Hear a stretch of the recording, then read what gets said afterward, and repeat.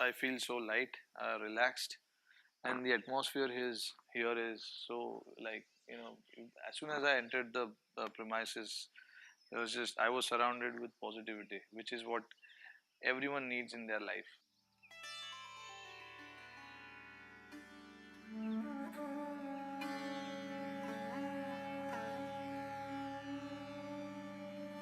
This campus, Kanha Shanti Vanam, presents a model of holistic living.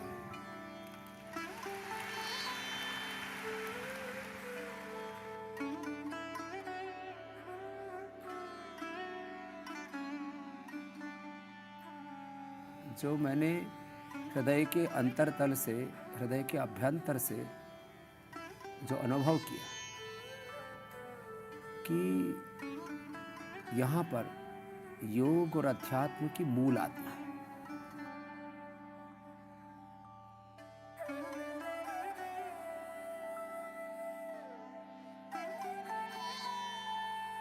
What I have seen has absolutely blown me away.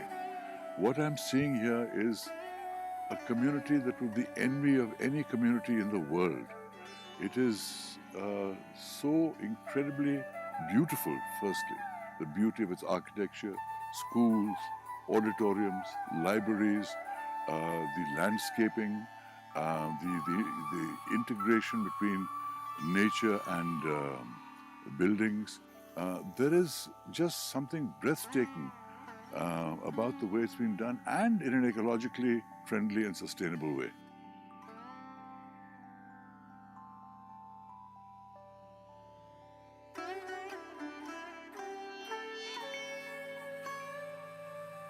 So for me, I think this place resonates with a lot of positivity.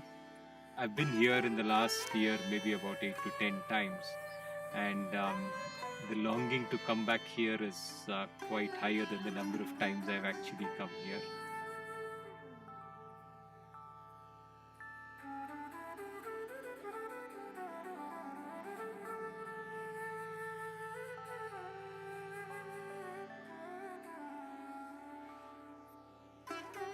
ये शांतिवनम बाबूजी की सीख का जीता जागता उदाहरण है।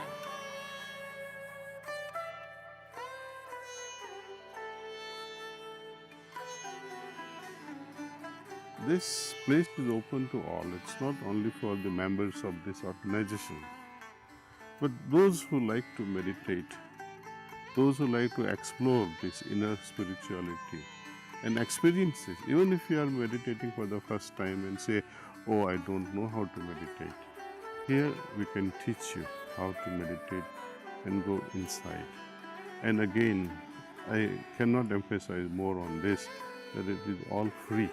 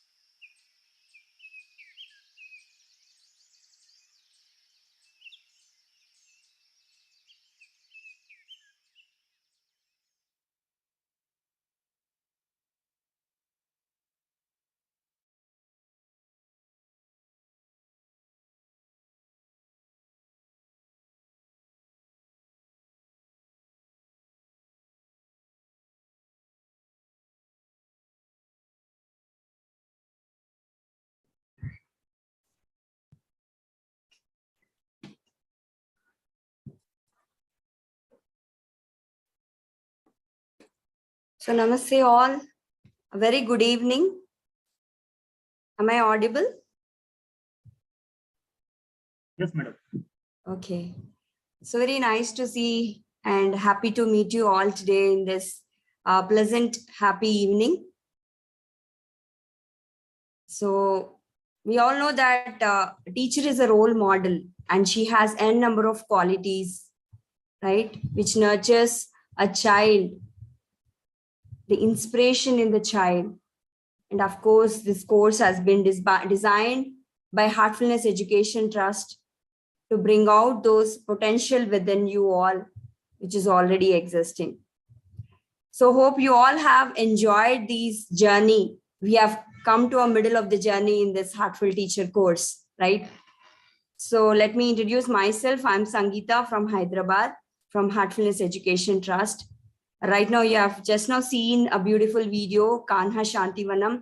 You have seen a lot of greenery across, and it's a beautiful Heartfulness Retreat Center. All are invited there anytime. And we have world's largest meditation hall there. So welcome to all of you.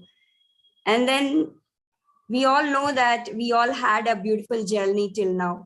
So let me ask one question. So how is the climate at your place? You can put it in chat. So in Hyderabad, it's little cloudy, it's raining. So very cool. Okay, cloudy. Can put your place also. It's cool. Okay. It's rainy. It's cloudy in Chennai. Okay. And Nizamabad, it's cloudy. Chennai is cool. Okay. Okay. It's drizzling. So Chennai, Hyderabad is drizzling. So what about north, east, west, south? Mumbai, it's hot, breezy. Okay. Delhi, it's hot and humid. My God. Yeah. So the other way, it's hot and humid. So Pune, it's hot. Okay, wonderful. So it's hot the other side. Okay, in Bangalore, it's cloudy. Of course. So in Kolkata, it's hot. Okay. So we can see, we can sense in Gujarat, it's hot. So thank you so much. So we can see it's a hot and it's a cold atmosphere. It's an integrated program with all the different people coming together. It's so happy to see you all. So then let's begin our session today. Till now, we have completed 3 topics, right, in our Heartful Teacher course, right? So what was the first topic? The science of happiness, right? So what all we have learned? Quickly, let's put it in chat. Yeah, science of happiness. What all we learned in science of happiness? So what is happiness? Yeah, pursue the happiness. How the neuroplasticity has helped us, and what are the formulas in happiness, which will help us to mentally, physically be strong, which impacts our inner condition and results, which also impacts on the external, that is on the students, that's on the environment, right? So to sustain this happiness, the heartfulness practices helps us. This is all we have experienced, right? Yes. And then the next topic was how to maintain this happiness with our emotional, how to balance our emotions, right? We deal with in and out with so many people across us. So how to balance these emotions? What are the different components of emotions? How to balance them? And we had 13 key tips, right, given by our trainers. So that really help us when we practice it along with the heartfulness practices. And the next one was, yes, heartful communication. Wonderful. So yesterday we had a very interactive session, very involved. All of you were like, now how the communication, how to connect with our heart, and how the communication comes out when you connect with your heart. And the art of listening helps us, which is the key to become a heartful communicator, right? So yes, developing the strategies. Wonderful. So I know all were involved in the Zoom as well as in live on YouTube. Okay, let's not waste our time. Let's invite our guest for the day, guest speaker for the day. And we have our speaker for the day from Hyderabad, who is Dr. Suresh Purni. Is an associate professor of computer science and engineering at International Institute of Information Technology, Hyderabad, that is IIIT Hyderabad. And he has obtained his BTech Computer Science Engineering from Sri Venkateshwara University, Tirupati. And also he has done his Master of Engineering in Computer Science Application from Indian Institute of Science, Bangalore. And also he has done his PhD in computer science and engineering from University of Maryland, Baltimore County in 2008. So coming to his research, he has done a lot of research. He's very much interested in research, basically lies in the high performance computing and systems for AI, ML and big data. And he has published in a lot of reputed international conferences and journalists as well.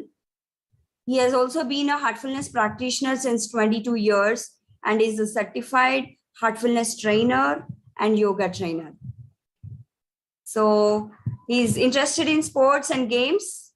And then also interesting part is he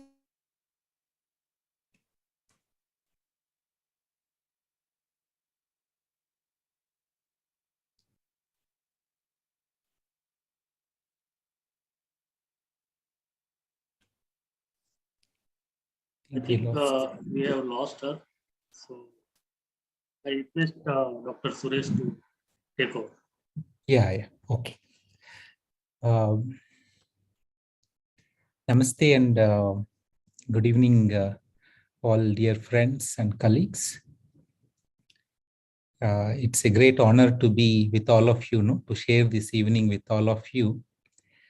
And thanks to Sangeeta ji for the kind introduction.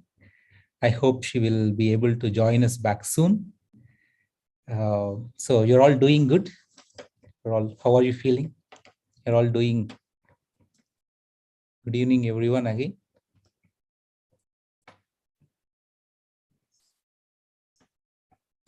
Okay. I hope, it's the end of the day. You might have a long day. I hope you had a good cup of tea and or in a relaxed state. I hope so. We will, the next, this session is on empathy and compassion. So we will keep this interactive, informal and interactive and see how this session goes. Before we get started, what we will do is, we will gently close our eyes, relax and connect with each other and then get started. Okay, shall we do that? Request everyone to sit comfortably. Gently close your eyes.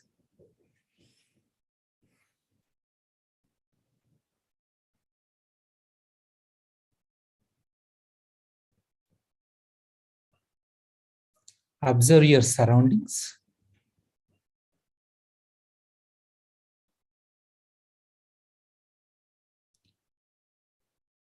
You may want to take a moment and check if your mobile phone is on. You may want to keep it in silent mode so that you can be completely involved in the session and get the best benefit out of this.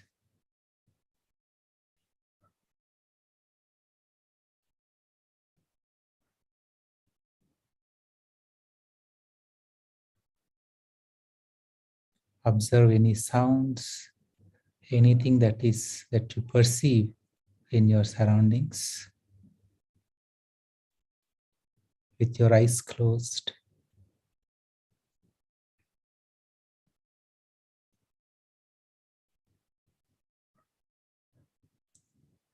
Now gently bring your attention to your body.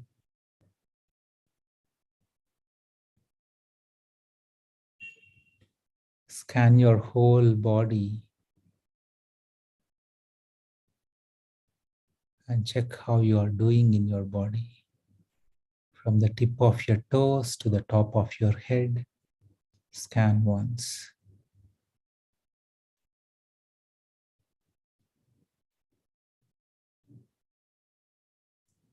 Be aware of yourself.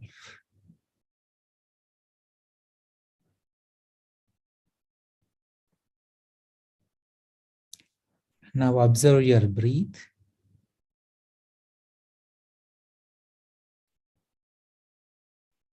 Check your breath pattern. Is it fast? Is it slow? Is it deep? Is it shallow? Observe your breath pattern.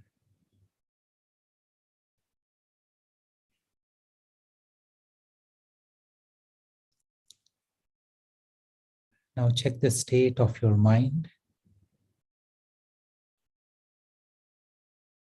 Is it calm? Is it restless? Is it in the past or in the future, or it is in the present? Bring your mind to the present, to the here and now.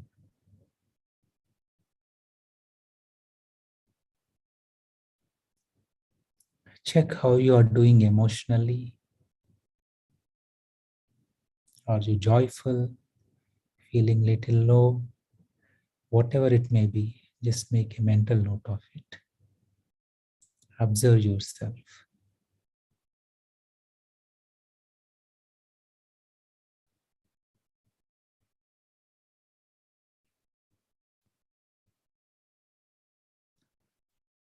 Now take few deep breaths. Inhale deeply through your nostrils. Feel your abdomen bulging out, just expanding. Exhale slowly. Your abdomen goes in, chest contracts. Take a couple of more deep breaths at your own pace.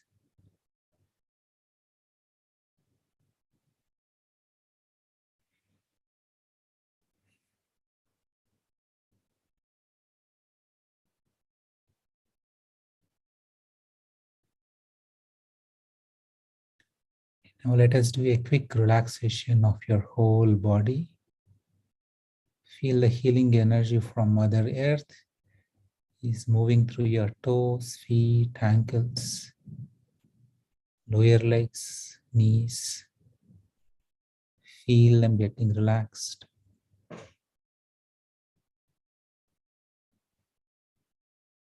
Now feel this healing energy move through your thighs and pelvic region. Feel them getting deeply relaxed.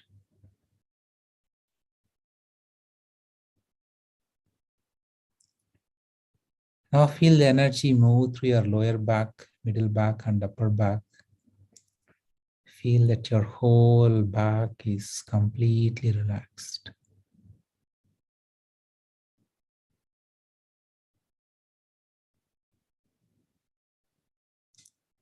Now feel the energy move through your abdomen and chest region. Feel them getting relaxed.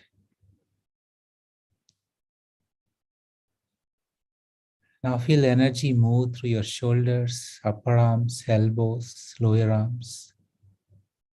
Feel them getting relaxed. Now feel this energy move through your wrist, palms, fingers, finger joints, fingertips. Feel them getting relaxed. Now feel this energy, this healing energy from Mother Earth, race through your neck muscles, move through your facial muscles. Feel your forehead, eyes, ears, nose, mouth, your cheeks, neck muscles getting completely relaxed.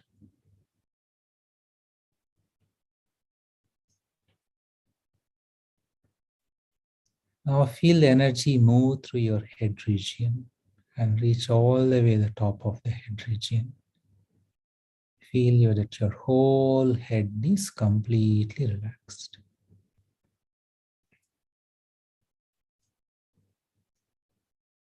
Now feel that your whole body, starting from the top of your head, all the way till the tip of your toes, is completely relaxed.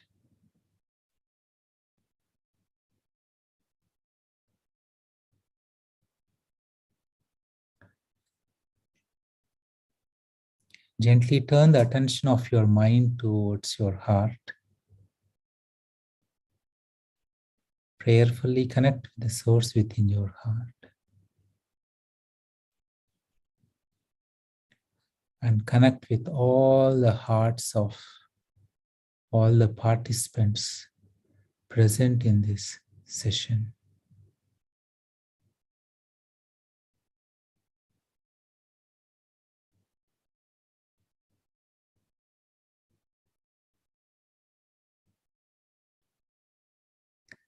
let us all make a prayerful sankalpa that the purpose for which all of us have assembled here today is being completely accomplished for each one of us and for all of us put together. And through us, all the people, all the individuals with whom we get in contact with, either directly or indirectly, let the purpose be completely fulfilled.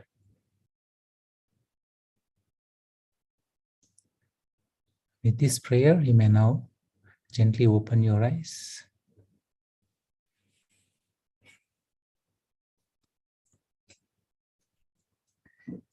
Great. Thank you. I hope you're all feeling refreshed now and feeling connected with each other. Let's get started.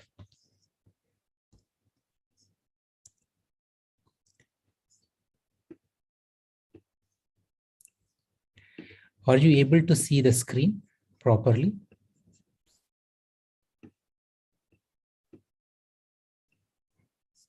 Yes, sir. Yes, sir. Yeah. Okay. Great. Thank you.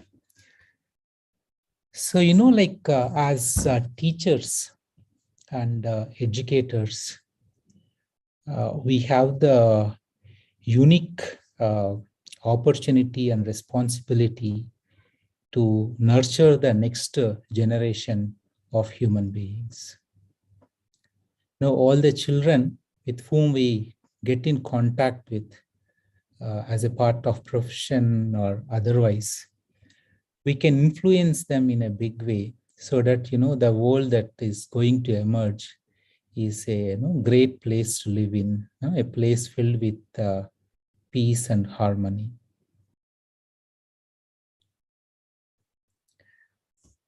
And, a drop or a sprinkle of water could make a difference between a young sapling going dry and dead or becoming a gigantic tree, as we call it as Mahavriksha, which in turn gives shade to so many people. So that drop of water, it could be just a pat on a struggling child, giving a encouraging pat, saying, hey, you can do it, that kind of pat on a struggling child, or greeting your class with a little smile on your face.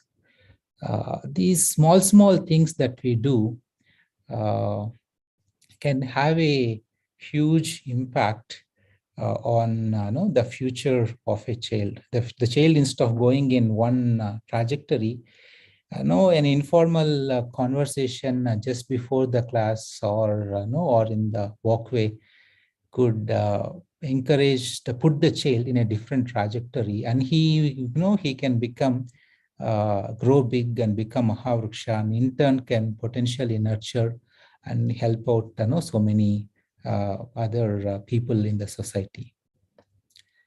But for that, in order to give that gentle pat, or in order to give that sprinkle of water on the tongue on a sapling, in order to do that, we need to be able to connect with the children deeply. And we need to be able to perceive things beyond what our eyes and ears perceive. Usually we just see with our eyes and ears, and that's what we perceive. But we have to go beyond what we perceive through our eyes and ears and be able to connect with the children. And this session is all about that.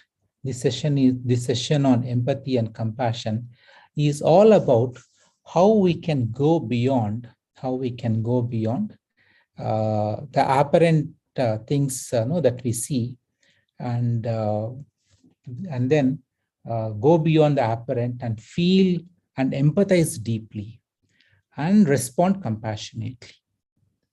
Okay, so that is, this session is all about that, how we can go beyond the apparent and feel and empathize deeply with all the children, with all the individuals that we come across in our life, and respond compassionately. So the session is about that. So let's get started. We will start with a small, nice video. I just want to check, are you able to hear the sound? Yes, sir. I paused it. Yes, sir. Yes, sir. Yeah. We can hear.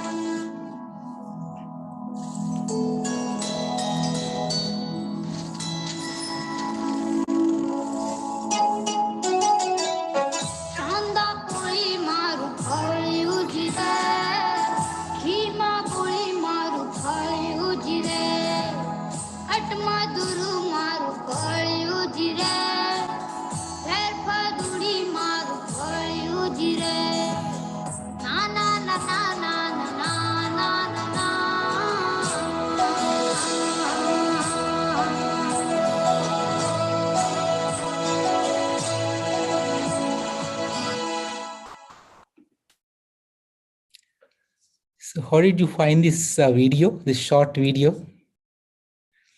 I watched this video so many times, no, but I still wouldn't get bored, no, watching one more time. So here, so now we will do Menti. So the question I have for you is, what are the values?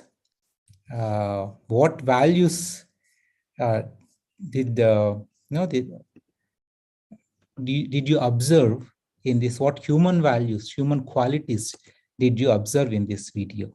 So let's do a Menti here. Can you put in Menti, what human qualities did you observe in this video? I know you're putting in chat. If possible, can you put it in Menti so that we can look at everything together? Suresh sir, can you post the link in the chat box? Oh, so that they can. Okay, copy link and then I should go to chat box. Will this work? Yes, yeah, exactly. Yes, Okay, yes. okay, great. Thank you.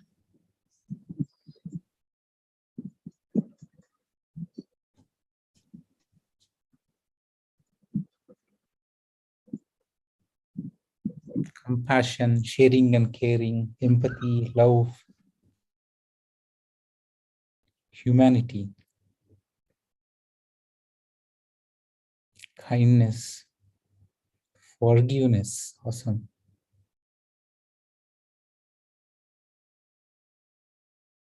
Help and be happy. The ability to understand. Awesome. Sacrifice. Yeah. Unadulterated love.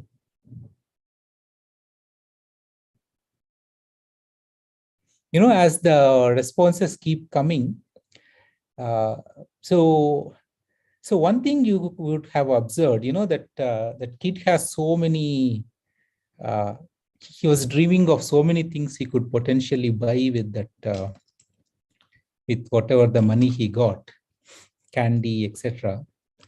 And then if you look at the grandma, so if you look at this whole video, you can look at it from the grandma's perspective and from the other kids' perspective. From the grandma's perspective, so one important thing, one important quality that she exhibited and which was talked about yesterday also, what is that quality? All the things that you are saying, they perfectly make sense. They're awesome, actually. But there is one important thing she displayed. And what is that? It's not a quality, but it's, there is something nice you can observe if you, that is before she responded, before she reacted to that situation. Those glasses or tea glasses are very valuable to her. And before she, and they were broken, she could have reacted, took a broom and chased the kid, but she didn't do that. Instead, she took a pause. Okay, so that pause made, I feel perhaps that pause made a big difference, because when she took that pause, she was able to comprehend the situation and be able to connect with that kid. And then once she is able to connect with that kid and she is able to feel empathy. Small kid, this is you just take it easy, right? So because that's the age to play and all these things happen. So you connect with the kid, and then she is able to empathize and respond compassionately. So the key thing is the ability to take that pause. When you take that pause and during that time, we can use that time to, in a subconscious way, connect with the other person and empathize and understand the situation and respond. And when we respond, when we go through all this process, naturally we respond in a compassionate fashion. So that is one. So second thing is, now when we take the viewpoint of the kid, that kid has so many things he dreamt of. But then he encountered a situation, and again, he is able to connect with that grandmother and felt, this is very important for her, and he is able to empathize and respond in a compassionate manner. So in all these, in both the cases, this connection, taking a pause and being able to connect with the other person and feel the need or what the other person is going through, the emotions, feelings the other person is going through. It's so that's what empathy means. And in both these cases, both of them showed, both the grandmother and the little kid showed a fantastic, empathy and responded with great compassion. And there is one more important quality the little kid showed, and which is not, I'm not seeing it here. So how did he, help the grandmother? He helped the grandmother in a very anonymous fashion. He didn't make a big deal out of it. It's very, very the way he responded. He responded beautifully with love, but he did it in a very anonymous fashion. No show off, nothing. Do you agree with me? So this that anonymity is he don't show off himself. Okay.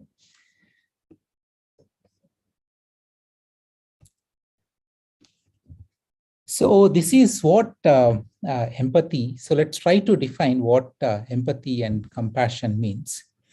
So empathy is the capacity to understand or feel what another person is experiencing from within their frame of reference. That is the capacity to place oneself in another's position. That is what empathy means. Put it simply, are we able to put ourselves in the shoes of others. That's what empathy means.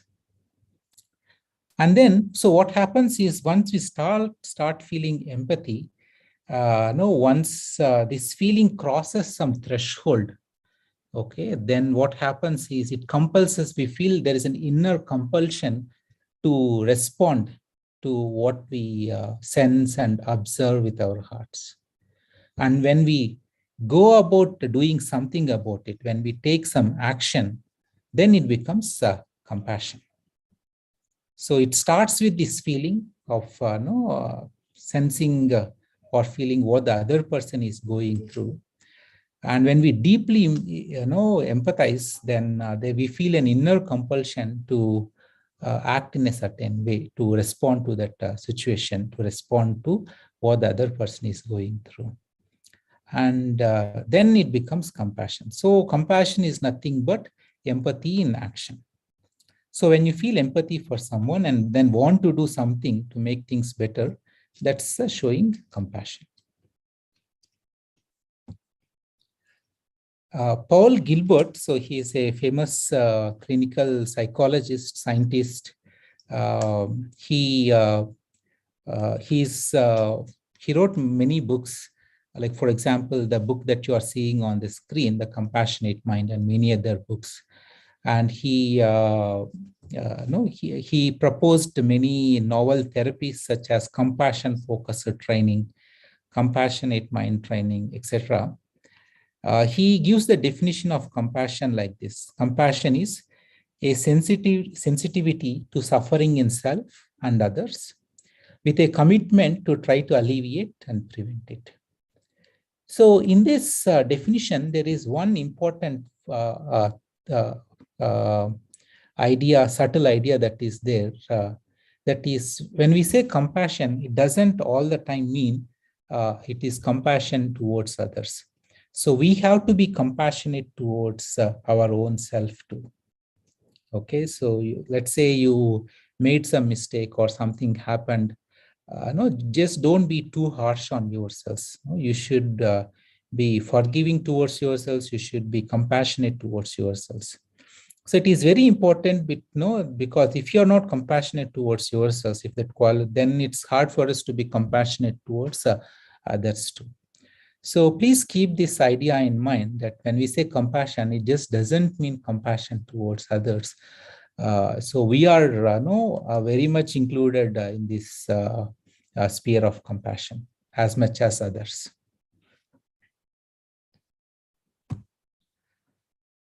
And so here, let's consider a situation which we quite often face in India. Let's say if you are at a traffic junction, there is red light there, and when you stop your car or motorcycle, then you see a few people, few beggars come and asking for alms. So many times we ignore them. Sometimes we pay attention to them, and we look at them with some kind of pity. Okay, so and then you do something about it. So you give 1 rupee or 2 rupees so that that beggar goes away from you. So in this, while there is some level of engagement of heart, some level of feeling is there, but no, it's mostly kind of looking down upon feeling will be there. I'm not saying it's the same thing with all the time.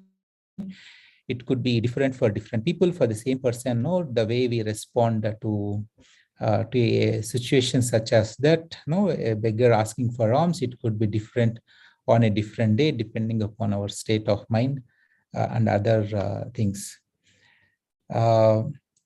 But now let's take, but generally there is a kind of looking down, hey, let's get away from this situation kind of feeling will be there, while we feel some level of sorry for that person. Now let's take another situation. So this situation is, let's say in the newspaper, you see, that the child is not able to continue his education because his father died in an accident, or perhaps COVID struck the family. And we know this happened quite a bit. My voice is not coming properly. No, brother, it is clear. It's clear, no? Okay. So this this has happened, last couple of years. We have seen quite so many cases in the newspaper. And then when we read an article such as that in the newspaper, so we feel a sense of sorrow and ayo, we feel bad, and perhaps we move on. Okay, so this is sympathy. So we feel sympathetic for the child, and and then we move on. Okay, there's not much I could do, and we move on. And then, but someone else could be more, feel it in a more intense way. Arey, how did this happen? What will the child do? It's important for the child to continue his education so that he can, lead a decent living. And someone could feel more intensely.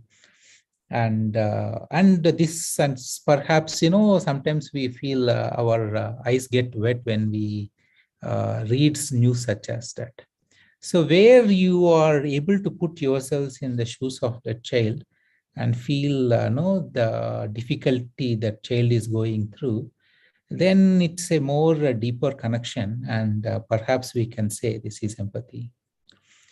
And if this sense of this connection is intense, and this this empathy is deep, and you feel some kind of inner compulsion to do something about it, you want to respond to that situation, then you go about doing something. Like, for example, maybe you can start a small crowd-funded project to to facilitate the child education. Or you can perhaps reach out to some NGO and talk to them and say, hey, here is a child, an orphan, who has trouble continuing his education. Why don't you support him?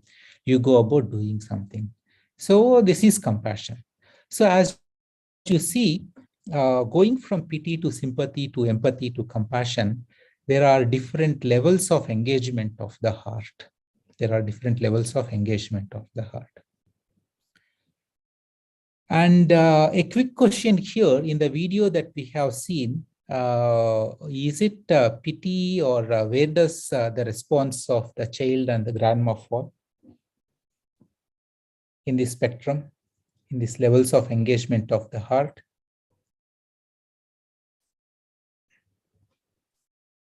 It's definitely not pity, right? So it's definitely not pity. There is a lot of empathy and compassion in the video that we have seen. So as teachers, as educationists, it's very important for us when we are interacting with the child, and when we interact with the children, and when we know certain child is going through difficult circumstances for whatever may be the reason, are we showing pity or sympathy or empathy or compassion, or we are completely indifferent? No, none of this. So we may have to introspect. In this is quite often we face, we face difficult childs who go through difficult circumstances. So we may want to introspect at that time and see, am I doing sufficiently for this child so that I can alleviate the pain or suffering of this child. So let us be conscious of this, and let us be aware of this. And now, if you see the slide here, you have the whole universe, and in this whole universe, now we are a tiny speck. Okay, we are a tiny speck. Each one of us is a tiny speck. And now, if you look at the relationship between mother and a child, like a mother without the baby asking, especially an infant, without the infant or a baby, small baby asking for anything from the mother, the mother senses the needs of the child. Okay, so hungry, or needs a diaper change, or need water, milk, even before the baby asks for it by crying or through some other way, mothers sense it. So that is because mothers are deeply empathize with their children, with their own children, and they respond compassionately. But it's when I say this, mother being empathetic towards child and then responding compassionately, a lot of you would say, what is mother responding compassionately to a child? It doesn't make sense. Yes, it doesn't make sense because a child is a natural extension of mother. So this idea of empathy and compassion even doesn't come into picture because the mother considers child as a part of herself.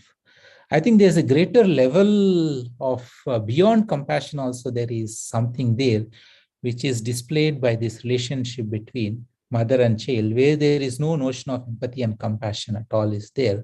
And everything happens in a very natural fashion, where nothing comes to even the consciousness of the mother. Everything that happens is in a natural fashion. And, so if you kind of extend this mother-child relationship, usually, all of us, we are empathetic towards our family members. And with our siblings, immediate family, or distant relatives, whomever. So usually family members, we are very empathetic. And then, so beyond family, also to some extent, close friends, so if something happens to a close friend, again, you feel sorry and you try to help them out in some way or other.